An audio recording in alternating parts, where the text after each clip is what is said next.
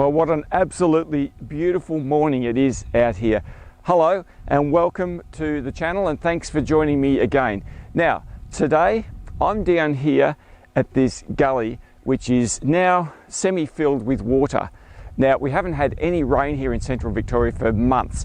So we had some rain last week and magically this water has appeared down here and it's transformed this place. Now, I'm in between groups with my Nightscape workshops, and I thought I'd bring you guys down here and show you this scene, because the other night I was here with a group of photographers and we decided we would shoot this as a nightscape. And I want to take you through the steps that we took to create this image.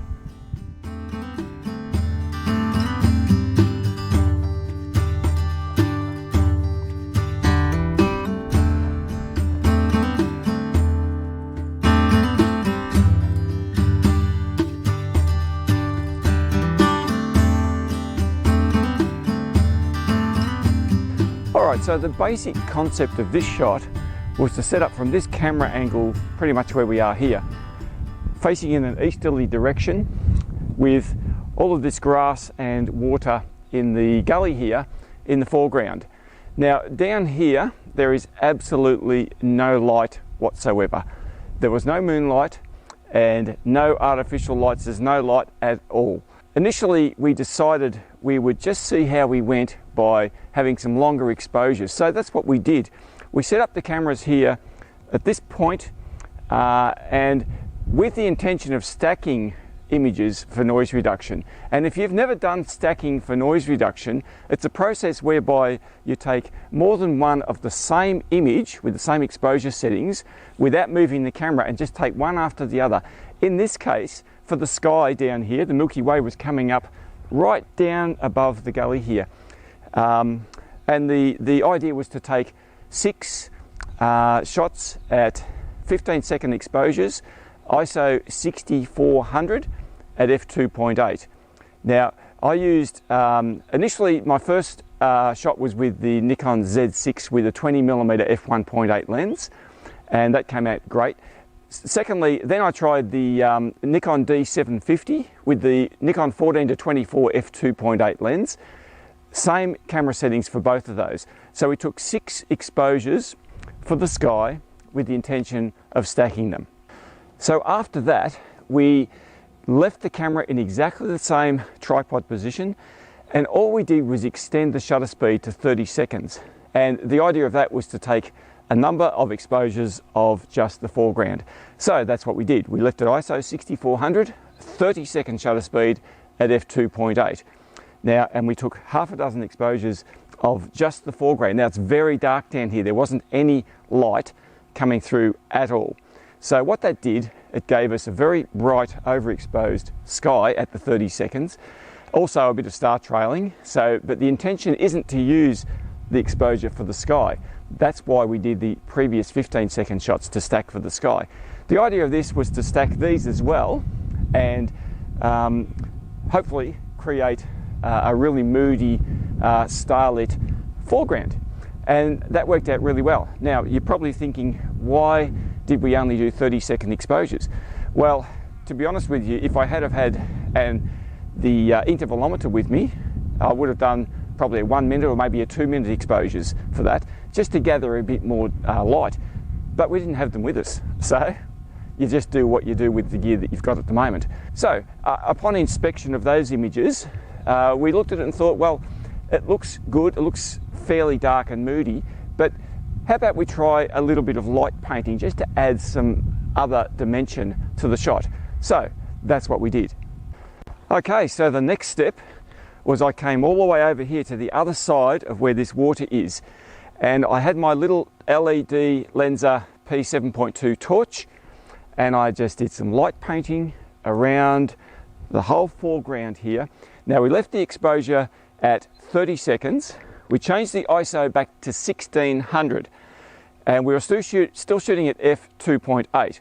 So we dropped the ISO because I didn't want to overexpose too much in the foreground. So we just lit this area here just from this one position.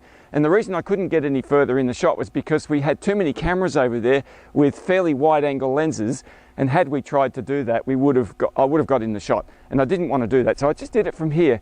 I was slightly elevated so I could sort of get a bit of a angle on lighting this foreground.